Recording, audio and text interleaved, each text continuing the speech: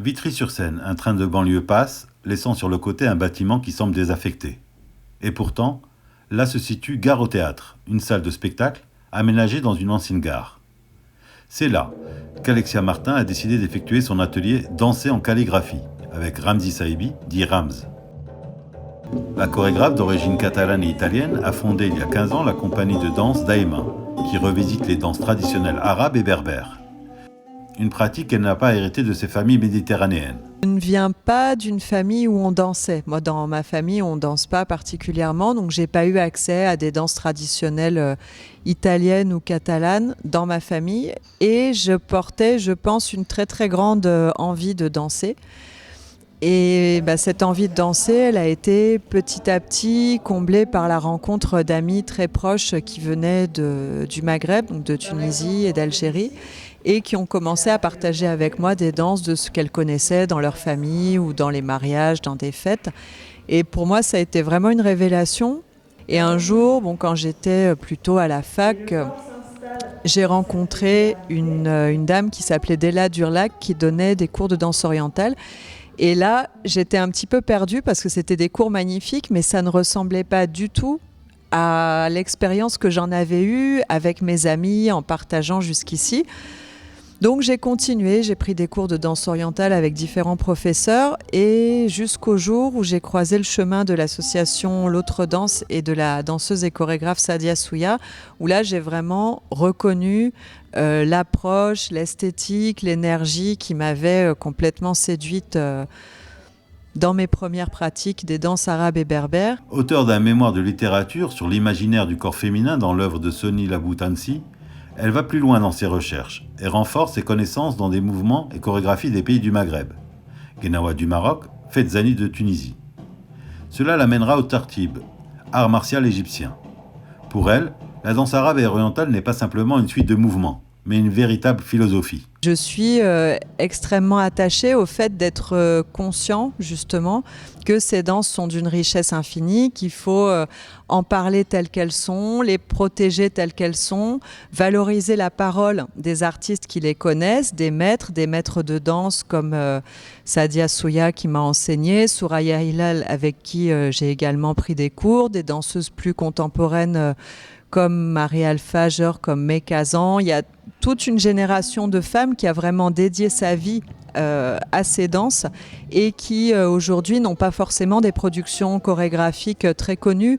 Je suis dans la transmission à la fois du mouvement, de la danse, mais de la philosophie qui m'anime, des choses que j'ai envie de dire justement par rapport à la place de l'art dans ce pays, des différentes positions, des différents arts selon d'où ils viennent. Donc c'est un ensemble. En général, quand les gens viennent me voir, ils assistent à un cours de danse, mais on parle aussi pas mal du contexte, des origines des différentes musiques, des origines des mouvements, et surtout de ce qu'on vient faire là, à danser finalement des danses du sud de l'Égypte ou des danses d'inspiration marocaine dans un contexte urbain européen. Qu'est-ce que ça veut dire? Qu'est-ce que ça nous apporte? Celle qui refuse de se considérer comme experte de ces danses n'apprécie pas l'image réductrice du vocable danse orientale, née de la société du spectacle, des cabarets de la période coloniale. Il y a une image effectivement des danses arabes et berbères à travers le vocable oriental qui permet pour pas mal de gens d'identifier un petit peu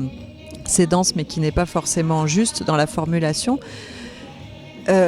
On a une image qui est née de la société du spectacle qui a utilisé ces danses et qui se les a appropriées depuis la période coloniale, en fait, depuis le moment où l'Occident a découvert les danses arabes et berbères, que ce soit au Maghreb, en Égypte, depuis la naissance des premiers cabarets.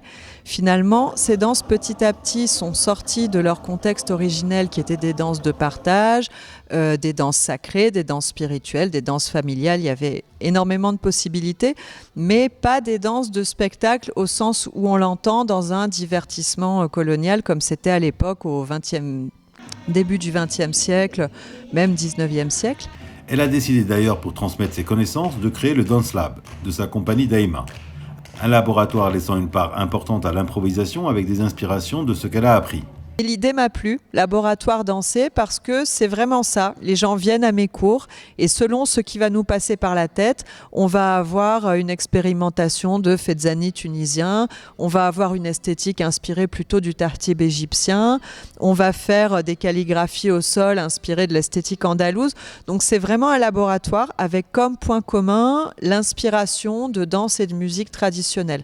Donc en ce sens, c'est contemporain. Après avoir croisé le chemin des frères Moustak, musicien pakistanais de Qawwali, elle créera le spectacle Nour, avec une musique qui n'est pas faite pour être dansée, mais où la chorégraphe réussit son pari de laisser son corps exprimer son ressenti. C'est aussi au travers d'une rencontre que naît son autre spectacle, Wissal, union spirituelle entre deux êtres.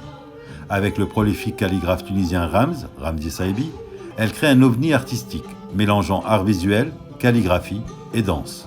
En fait, donc le point commun entre l'approche de Ramzi et la mienne, c'est assumer de ne pas forcément rechercher la lisibilité de nos influences originelles. La calligraphie traditionnelle pour lui et les danses traditionnelles du monde arabe et berbère pour moi. Et je vais puiser mon inspiration dans des danses rawazi du sud de l'Égypte ou alors dans des danses gnawa du Maroc ou dans du fezzani tunisien.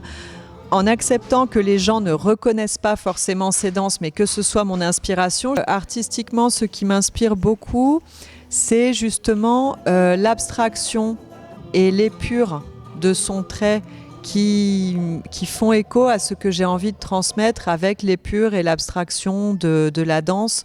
Dans l'univers d'Alexia Martin, on trouve des mots, des gestes, des corps qui s'expriment, des mouvements, de la spiritualité et une farouche envie de faire découvrir ce monde foisonnant.